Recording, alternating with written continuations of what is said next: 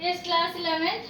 Last हमने कर लिए थे rules of debit and credit, and now we are going to start our next chapter, that is journal. तो journal में हम numerical portion करेंगे. तो इसके लिए हम लोग क्या करेंगे, पहले वाले rules को एक बार रिमाइंड करते हैं. तो rules क्या थे? There were 3 type of accounts.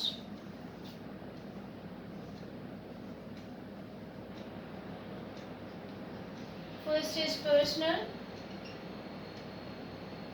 second is real, and third is nominal.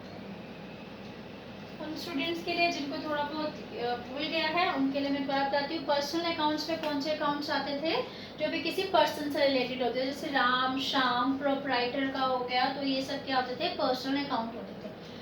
और रियल अकाउंट में क्या आता था, जितने भी एसेट्स हैं आपकी, फर्नीचर, बिल्डिंग, मशीनरी, ये सारी जितने भी एसेट्स हैं वो आपके क्या होते थे, रियल अकाउंट में आते थे. Come to nominal account. Nominal account में जितने भी एक्सपेंसेस हैं, जैसे आप रेंट पे करते हैं, कमीशन पे करते हैं, इंटरेस्ट पे करते हैं, सैलरी पे करते हैं, ये सारे आपके एक्सपेंसेस होते हैं, डे टू डे एक्सपेंसेस. और सारे इनकम्स, जो भी इनकम्स आप गेट करते हैं, जैसे आप सेल करते हैं, जैसे आप रेंट रिसीव करते हैं, कमीशन रिसीव करते हैं, ये सारी इनकम्स और सारे एक्सपेंसेस वो आपके नॉमिनल अकाउंट्स में आते थे. और इनके रूल हम सबको पता है कि क्या होते हैं. अगर आपको नहीं भी पता ये अकाउंट्स क्या है या आप स्टार्टिंग से कर रहे हैं बेटा, तो आप सब इन्हीं चीज़ों को समझिए जो मैं आपको समझा रही हूँ, ठीक है. तो पर्सनल अकाउंट का बेटा रूल क्या होता है, पर्सनल अकाउंट. तो मैंने अभी आपको बताया जो भी पर्सन से रिलेटेड होते हैं, जिसका नाम होता है राम, श्याम हो गया, प्रोप्राइटर का अकाउंट हो गया, जो पर्सन के अकाउंट होते हैं उसी को पर्सनल अकाउंट कहते हैं. तो इसमें हम लोग कौन से रूल को फॉलो करते हैं. तो पर्सनल अकाउंट का रूल होता है डेबिट द रिसीवर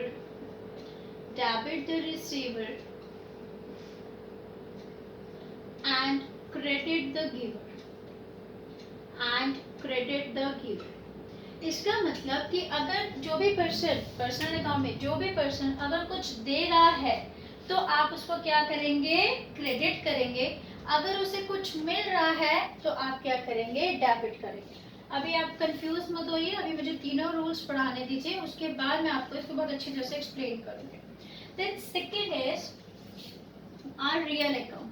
तो रियल अकाउंट में जितने भी आपके एसेट्स होती हैं वो सब आपके रियल अकाउंट में आते हैं. तो रियल अकाउंट का जो रूल होता है वो क्या होता है, डेबिट व्हाट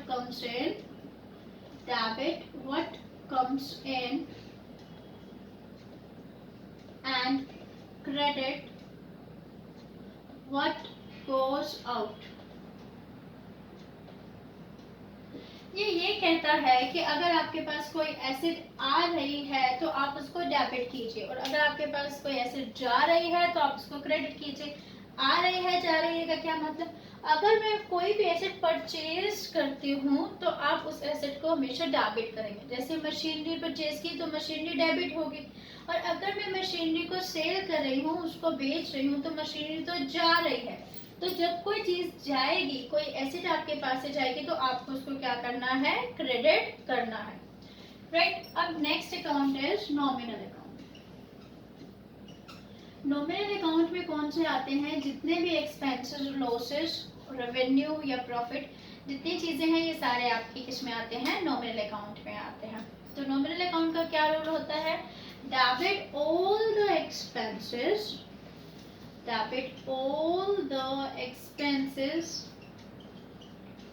एंड लॉसेस. अगर आपको कोई एक्सपेंस है, लॉस हो रहा है, तो आप उसको डेबिट करेंगे. And credit all the revenues. आपको कोई फायदा हो रहा है और गेन हो रहा है, जिसको मैं प्रॉफिट भी बोलती हूँ, तो आप उसको क्या करेंगे, क्रेडिट करेंगे. सिंपल समझे. जैसे सपोज अब आपने क्या किया, रेंट पे किया है, तो रेंट आपके लिए एक्सपेंस है. अभी मैंने क्या किया, डेबिट ऑल द एक्सपेंसेस, तो आपको रेंट यहाँ पे क्या करना पड़ेगा, डेबिट करना पड़ेगा. अगर आपको सपोज रेंट रिसीव हो रहा है तो वो आपके लिए इनकम है. रेवेन्यू को हम सेकेंडली क्या बोल सकते हैं, इनकम. अगर आपको कोई भी इनकम होती है तो आप उसको क्रेडिट करेंगे. अगर मुझे रेंट रिसीव होता है तो रेंट क्या है, मेरे लिए इनकम है, तो ऐसे में मैं रेंट को क्या करूंगी, क्रेडिट करूंगी. एक बार फटाफट इसको पढ़ते हैं. There are 3 type of account. Personal account जो पर्सन से रिलेटेड होते हैं, रियल अकाउंट्स वो जो कि एसेट्स होती हैं, और नॉमिनल अकाउंट में सारे एक्सपेंसेस और रेवेन्यूज या इनकम्स आती हैं। ठीक है, इनके क्या रूल्स होते हैं? पर्सनल अकाउंट का क्या रूल है? Debit the receiver and credit the giver. Second हमारा है रियल अकाउंट, और इसके क्या रूल होते हैं? Debit what comes in and credit what goes out. And third one is nominal account, और इसके क्या रूल होते हैं? Debit all the expenses and losses and credit all the revenue, या फिर इनकम भी बोल सकते हैं, credit all the income and gain. Gain means profit. अगर कोई इनकम या प्रॉफिट होती है तो आपको उसको क्रेडिट करना है। अभी सिर्फ आपको इतना ही दिमाग में रखना है जितना मैंने आपको समझाया है। धीरे धीरे हम इसको क्लियर करेंगे, राइट। स्टार्ट करते हैं जर्नल करना। तो जर्नल हमें पता है कि जर्नल क्या होता है। जब भी कोई अकाउंटेंट अपने अकाउंट्स के बुक्स में रिकॉर्डिंग स्टार्ट करता है, लिखना स्टार्ट करता है, तो उसका फर्स्ट स्टेप होता है जर्नल में रिकॉर्ड करना। इसीलिए हम जर्नल को ओरिजिनल बुक ऑफ एंट्री भी बोलते हैं, क्योंकि सबसे पहले अकाउंटिंग जर्नल में ही की जाती है। फिर जर्नल से कहाँ शिफ्ट किया जाता है? जर्नल से कहाँ पे लिखा जाता है? लेजर में पोस्ट किया जाता है। लेजर से फिर फाइनल अकाउंट्स बनाए जाते हैं। तो इसलिए हम original book of entry journal को बोलते हैं। तो इसकी थ्योरी हम करेंगे कभी और, तो भी फिलहाल हम इसके न्यूमेरिकल क्वेश्चंस पे ध्यान देते हैं। तो जर्नल का फॉर्मेट कैसे बनता है? तो you have to write that is date, particulars, ledger folio क्या है मैं अभी आपको बताती हूँ, amount debit and amount credit.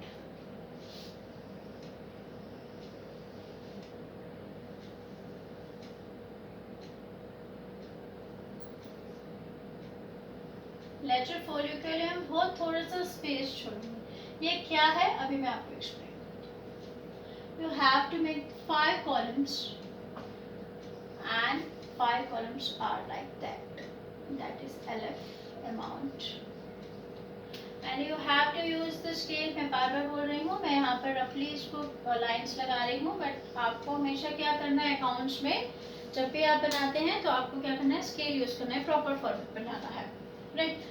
अब पहले समझते हैं कि डेट में जिस टाइम होगा वो ट्रांजेक्शन होगी तो उसमें हम डेट वो लिख देंगे, वो आपको दी होगी। Then come to particulars. Particulars में हम अपनी एंट्री पास कर देंगे according to the rules. Then come to ledger folio. Ledger folio क्या होता है? मैंने आपको लेजर के बारे में समझाया था कि लेजर क्या होता है। जब हम एक पर्सन से या एक अकाउंट से रिलेटेड सारी ट्रांजेक्शन इकट्ठी एक जगह पे लिख देते हैं तो उसको हम लेजर बोलते हैं। तो पहले जर्नल में रिकॉर्डिंग होती है और उसके बाद वो लेजर वाली बुक में लिखा जाता है। तो वो लेजर बुक में कौन से पेज पे है ये एंट्री? सपोज 5 पेज पे एंट्री है, ताकि जब भी कोई अकाउंटेंट चेक करे या ऑडिटर चेक करे तो उसको पता चल जाए कि ये एंट्री उन्होंने लेजर में कौन से पेज पे लिखी है, तो वो उस पेज नंबर को लिखते हैं। बट यहाँ पर हम कुछ नहीं लिखने वाले हैं क्योंकि अभी हमने लेजर नहीं सीखा है, तो आपको कुछ ये चीज़ें समझने की जरूरत नहीं है। आपने सिर्फ एक कॉलम बना देना है लेजर फोलियो का, जिसको मैं LF भी बोलती हूँ। देन कम टू अमाउंट, जो डेबिट करना है, और अमाउंट वो जो क्रेडिट करना है, ठीक है। अब हम क्या करेंगे, कुछ ऐसी बेसिक एंट्रीज समझेंगे जो कि आपको बार बार रिपीट होगी। जो कुछ ऐसी एंट्रीज हैं जो कि उसी को लेकर हम आगे चलेंगे, बेसिक्स हैं, तो वो एंट्रीज कौन कौन सी है, ठीक है। उसी एंट्रीज के थ्रू ही हम ये रूल्स भी समझेंगे। तो फर्स्ट मैं ट्रांजेक्शन जो लिख रही हूँ, फर्स्ट एंट्री लिखती हूँ, that is suppose there is a person Ram. Ram is the owner of the business. Ram ने क्या किया? बिजनेस को कमेंस किया।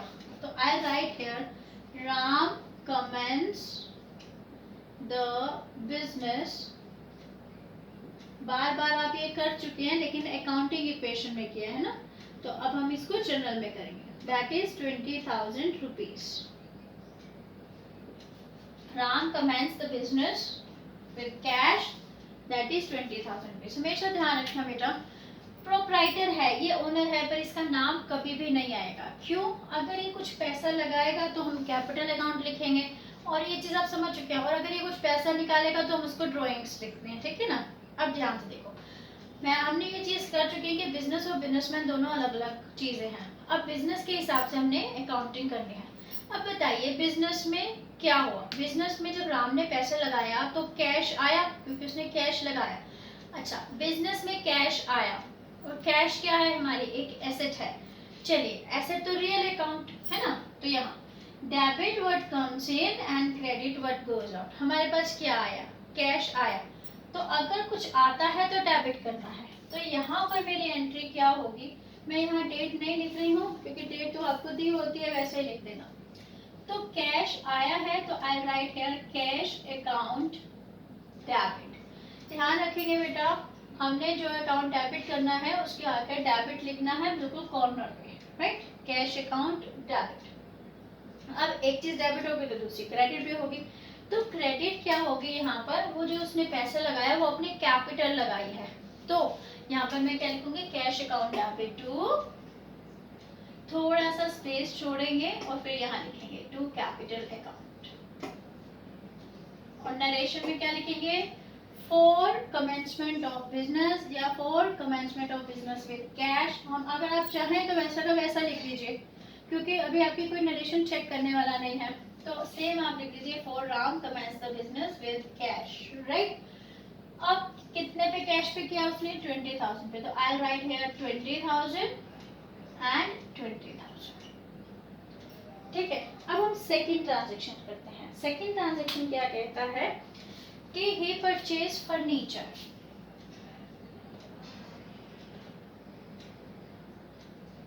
ही purchased furniture for 30,000। Furniture for ₹30,000। अच्छा, उसने फर्नीचर खरीदा तो कैश दिया होगा। चलिए, पहले फर्नीचर अकाउंट। फर्नीचर अकाउंट कौन से में आएगा, वो तो रियल अकाउंट में आएगा क्योंकि वो एसेट है। और उसने क्या किया, कैश दिया, तो वो भी एक एसेट है, तो रियल अकाउंट में आएगा। अब हम कौन सा रूल अप्लाई करेंगे, जो आ रहा है उसको डेबिट कर दो, जो जा रहा है उसको क्रेडिट कर दो। हमारे पास क्या आया, फर्नीचर आया, तो डेबिट क्या होगा, फर्नीचर। लेकिन क्या चला गया, कैश चला गया। Debit what comes in and credit what goes out. तो जो चीज चली गई उसको क्या करना है, क्रेडिट करना है। फर्नीचर आया तो I write here furniture account, furniture account debit to cash account.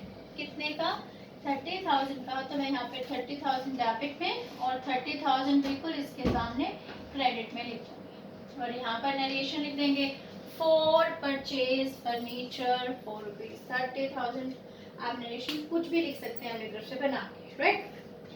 Next third करते हैं, थर्ड भी यही करते हैं। ही परचेज्ड machinery for cash.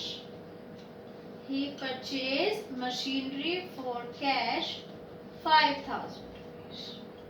उसने 5,000 रुपए की मशीनरी खरीदी है, तो इसका मतलब कि मशीनरी क्या है, हमारी एसेट है, और कैश भी दिया उसके में, तो वो भी हमारी एसेट है। तो कौन सा रूल अप्लाई करेंगे, रियल अकाउंट।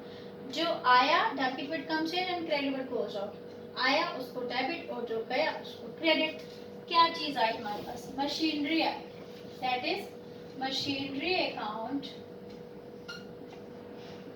डेबिट। और क्या चीज चला गया, credit what goes out, cash चला गया।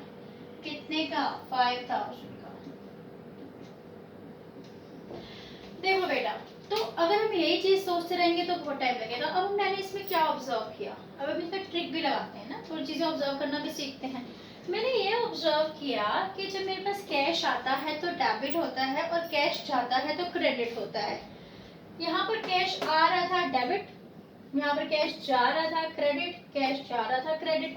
तो अब मैंने अपने दिमाग में बिठा लिया कि जब भी कैश से रिलेटेड कोई ट्रांजैक्शन होगी, कैश आएगा तो मुझे डेबिट करना है और कैश जाएगा तो मुझे क्रेडिट करना है। तो ये मैंने ऑब्जर्व किया, राइट। तो ये हमारी एक ट्रिक हो गई, कैश आएगा तो डेबिट दिमाग में रखना है और कैश जाएगा तो हम फटाफट उसको क्रेडिट कर देंगे। जैसे एक सिंपल सी चीज देखते हैं, सपोज बिल्डिंग खरीदी है कैश में, ठीक है ना। अब बिल्डिंग हमें पता चलेगा कैश तो जाएगा, तो कैश क्या होगा, क्रेडिट होगा, ठीक है। तो फिर डेबिट क्या होगा, बिल्डिंग होगी, क्योंकि कैश तो मुझे पता चल गया। तो ऐसे ऐसे करके हम जर्नल को बहुत इजी बनाते रहेंगे, जिसके लिए हमें रूल्स देखने की जरूरत ही नहीं पड़ेगी। रूल्स से हम क्यों करें, क्योंकि अभी आपकी स्टार्टिंग है, राइट। अब नेक्स्ट ट्रांजैक्शन आप बड़े ध्यान से देखेंगे बेटा, that is purchase goods for ₹5,000। ये बहुत ही इंपॉर्टेंट है, बार बार आपको ये मिले। अब बेटा हमेशा ध्यान रखिए, गुड्स क्या है, आपका स्टॉक ही होते हैं, लेकिन जब भी हम जर्नल एंट्री करेंगे तो हम गुड्स या स्टॉक की जगह हम जो वर्ड यूज करने वाले हैं वो परचेज यूज करने वाले हैं, ठीक है।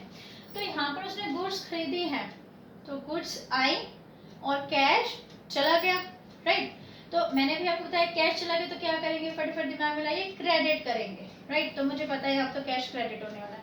तो फिर डेबिट क्या होने वाला है, ध्यान रखेंगे, स्टॉक आया तो स्टॉक डेबिट नहीं करना है, गुड्स को डेबिट नहीं करना है। यहाँ पे हम नया वर्ड लेके चल रहे हैं, purchases.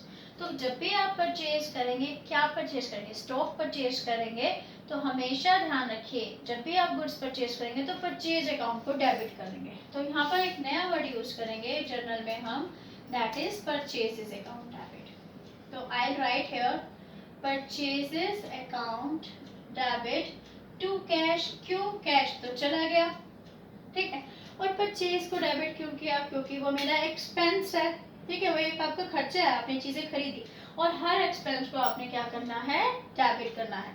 Purchase account debit to cash, that is of 5,000।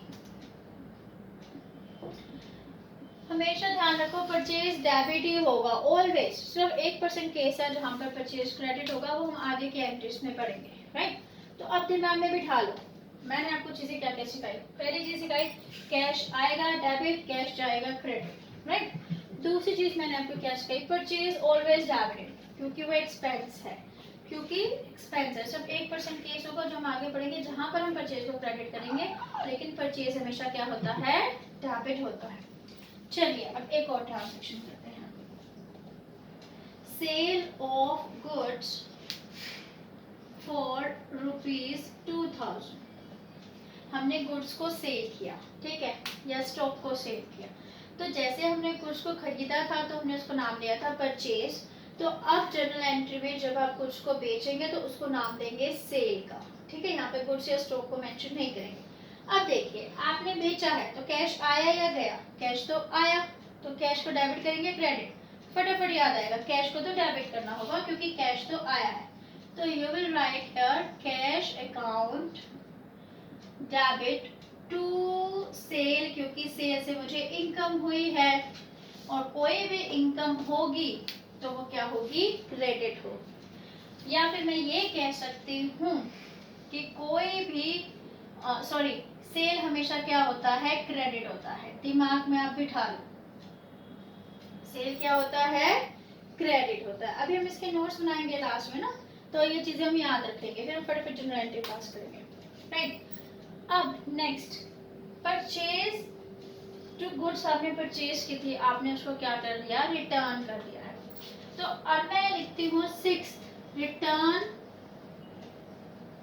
Goods of ₹1,000। आपने गुड्स को रिटर्न कर दिया।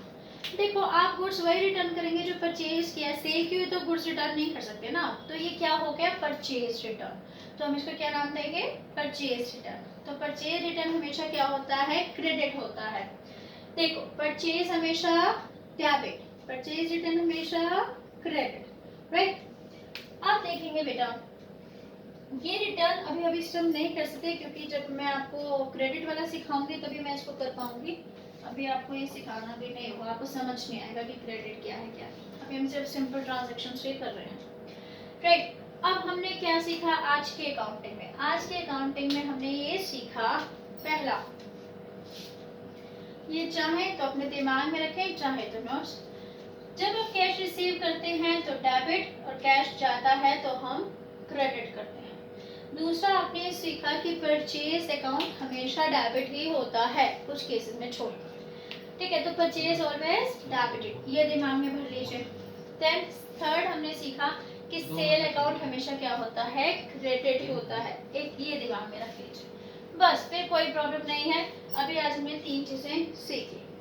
अब नेक्स्ट 6, एक बार ध्यान रखना बेटा, परचेज का क्या होता है, अगर हम नॉर्मली प्रैक्टिकली देखें तो परचेज दो तरह से हो सकता है, या तो आप क्या करते हैं कोई चीज़ खरीदते हैं कैश दे देते हैं और सामान खरीद लेते हैं, या फिर आप क्या कहते हैं नहीं ऐसा करो सामान दे दो, पैसे मैं 2 दिन के बाद दे दूंगा या पैसे मैं 10 दिन के बाद दे दूंगा, मतलब आप उधार पे सामान खरीद रहे हैं, क्रेडिट पे सामान खरीद रहे हैं। तो परचेज हो या सेल हो, सेल में भी तो ऐसे होता है, लोग मेरे पास आएंगे कहेंगे ऐसा करो ये लो कैश और मुझे सामान दे दो, तो मैंने दे दिया। और कई लोग ऐसे होंगे जो कहेंगे नहीं आप मुझे क्रेडिट पे दो मैं थोड़े टाइम बाद आपको पैसे दूंगा। तो परचेज हो या सेल हो वो कैश पे भी हो सकती है क्रेडिट पे भी हो सकती है। सपोज मैं यहीं पर आपको समझाती हूँ, आप नोट कर लेना। तो purchase can be on cash और ऑन क्रेडिट, ठीक है। तो ऐसे में क्या होगा, तो ऐसे में क्या होगा जब परचेज कैश पे होता है तो मैंने एंट्री आपको सिखाई रखी है purchase account debit to cash, ठीक है। और परचेज को तो हर हाथ में डेबिट करना ही है, लेकिन अगर वो क्रेडिट पे खरीदेगा तो जिससे खरीदा है उसका नाम लिख देंगे क्योंकि आपको कैश तो मिला ही नहीं। सपोज उसने राम से परचेज किया तो मेरी एंट्री क्या होगी purchase account debit to Ram, समझ आया, क्योंकि कैश तो है ही नहीं मेरे पास, राइट। अब ऐसे ही हम सेल का करते हैं, सेल भी कैश पे हो सकती है और क्रेडिट पे हो सकती है, राइट। अगर सेल कैश पे होती है मैंने अभी आपको एंट्री कराई सेल क्रेडिट होता है हमेशा और कैश आया तो कैश डेबिट होगा, तो cash account debit to sale. लेकिन अगर वो उधार पे सेल करते हैं और किसको सेल कर रहा है शाम को कर रहा है तो कैश नहीं आएगा, हम उस पर्सन का नाम लिख देंगे, कैश की जगह उस पर्सन का नाम, तो शाम अकाउंट डेबिट टू सेल हो जाएगा। चलिए अब हम इसको करके देखते हैं, ठीक है। हम एक एंट्री ले लेते हैं ताकि आप इसको अपने नोट्स में लिख लें। तो इसे डस्टर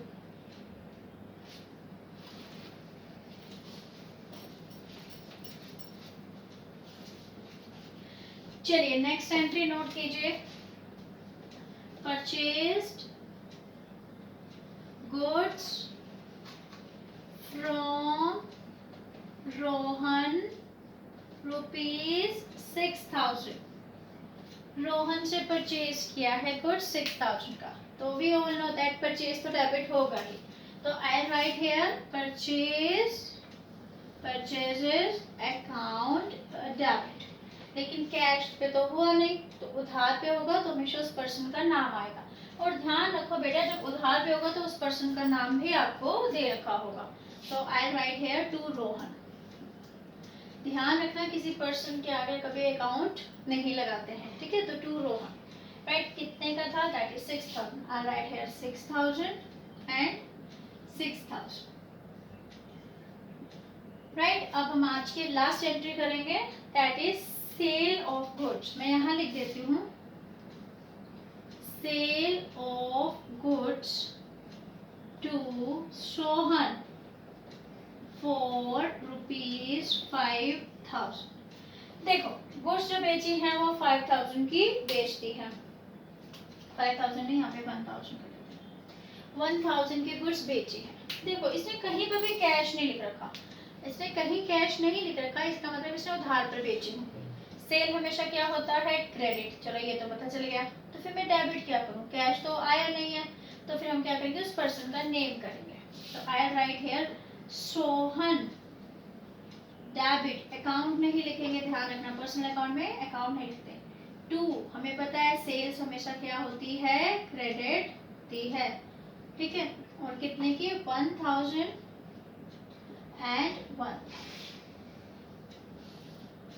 यस ये आपके कुछ बेसिक एंट्रीज थे जो हमेशा रेपिटेशन पे चाहिए। तो इन चीज़ों को आप क्या करेंगे अपने स्टार्ट करिए नोटबुक नोट्स बनाना और ये एंट्रीज लिखिए 7 एंट्रीज और इन सबको एंट्रीज को लिखिए, फिर धीरे धीरे करके एक दो लेक्चर में हम प्लस करेंगे और आप फटाफट एंट्रीज बनाना सीख जाएंगे, ठीक है। फिर उसके बाद फिर नेक्स्ट एडजस्टमेंट करना स्टार्ट करेंगे, ओके। अभी आप इसको कीजिए, नेक्स्ट वीडियो में आते हैं कुछ इनको प्लस करके, ओके थैंक यू। चलो